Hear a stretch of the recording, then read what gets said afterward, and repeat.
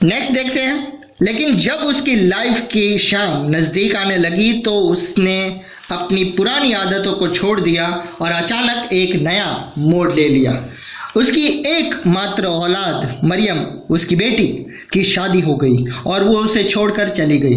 वो एक सोल्जर के साथ पंजाब में आई हुई उसकी रेजिमेंट में चली गई और पिछले 5 सालों से उससे अपनी उस बेटी की तरफ से कोई खबर नहीं मिली है, कोई लेटर, कुछ नहीं, जिसके लिए वो एक दुखी जीवन को घसीटता चला जा रहा था।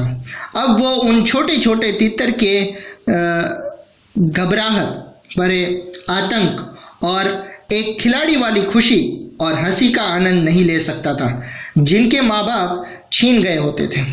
वैसे तो शिकारी वाली जो एक्टिविटी उसके ब्लड और बॉन्स यानी कि खून में थी। जिस दिन से मरियम उसे छोड़कर चली गई थी उसकी लाइफ में इस तरह का सूनापन आ गया था कि अब अपने शिकार को भूलकर वो हरे हरे कॉर्नफील्ड यानी कि मक्कई की खेत की तारीफों में डूबा रहता था। वो गहरा चिंतन किया करता था, सोच में पड़ा रहता था और इस कंक्लूजन पर पहुंचता कि पूरे यूनिवर्स, पूरे ब्रह्मांड की रचना प्यार से ही हुई है और ये कि जुदाई के दुख से कोई बच नहीं सकता। और इस बात को समझने पर वो एक पेड़ के नीचे बैठ गया और फूट फूट कर रो पड़ा।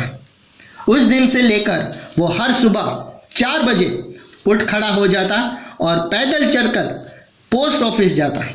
अपनी पूरी लाइफ में उसे कभी कोई लेटर मिला नहीं, लेकिन आशा और विश्वास की वजह से पैदा हुई एक श्रद्धा के साथ वो लगा रहा और पोस्ट ऑफिस में पहुंचने वाला वो पहला व्यक्ति हुआ करता था। रोज सुबह वो पहुंच जाता था।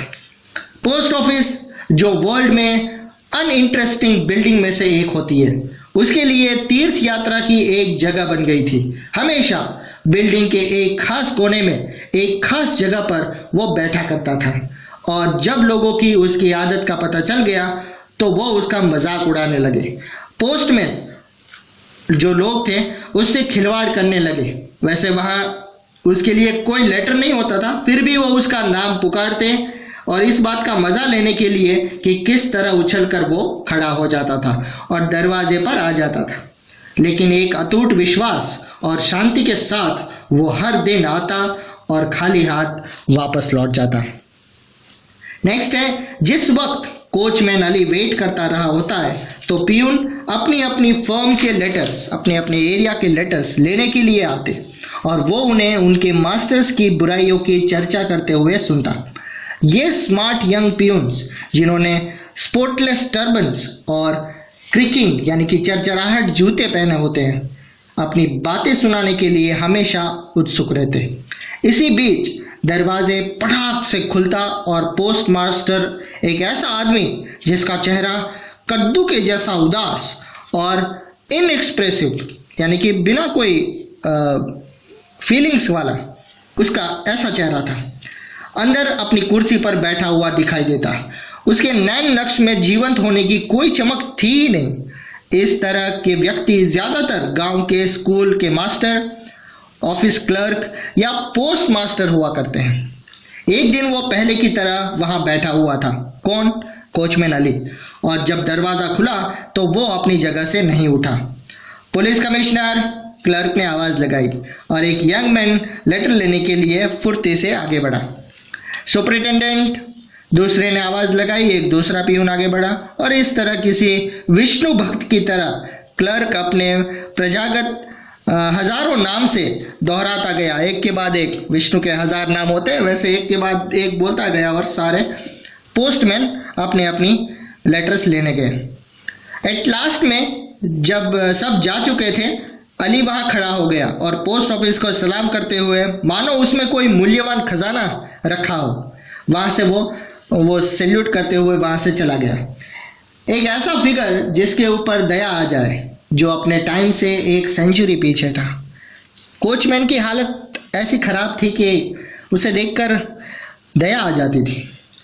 वो व्यक्ति, पोस्ट मास्टर ने पूछा, वो व्यक्ति क्या वो पागल है? पोस्ट मास्टर ने पूछा। कौन सर? ओह हाँ, क्लर्क ने जवाब दिया कि हाँ वो पागल है। कोई फर्क नहीं पड़ता, मौसम कैसा भी हो, वो पिछले 5 सालों से यहाँ हर दिन आता रहता है, लेकिन उसे ज़्यादा लेटर आते नहीं है सर। मैं इस बात को अच्छी तरह से समझ सकता हूँ कि वो क्या समझता है, उसे हर दिन लेटर कौन लिखेगा। लेकिन सर वो थोड़ा सनकी है, पुराने दिनों में उसने कई पाप किए होंगे और हो सकता है कि किसी पवित्र जगह के अंदर कुछ खून भी बहाया होगा और अब इसको भुगत रहा है, अपने पाप का प्रायश्चित और अपने कर्मों का फल भुगत रहा है। पोस्टमैन ने अपनी बात को सपोर्ट देते हुए कहा, पागल आदमी, अजीब लोग होते हैं, पोस्टमास्टर ने कहा। हाँ, एक बार मैंने अहमदाबाद में एक पोस्टमैन देखा जो धूल की छोटी छोटी ढेरियां बनाता था और कुछ नहीं। और एक दूसरा था, उसकी आदत यह थी कि वो हर दिन एक विशेष पत्थर के ऊपर पानी डालने के लिए नदी पर जाया करता था। अरे ये तो कुछ भी नहीं है, एक दूसरे आदमी ने बात को बीच में काटते हुए कहा।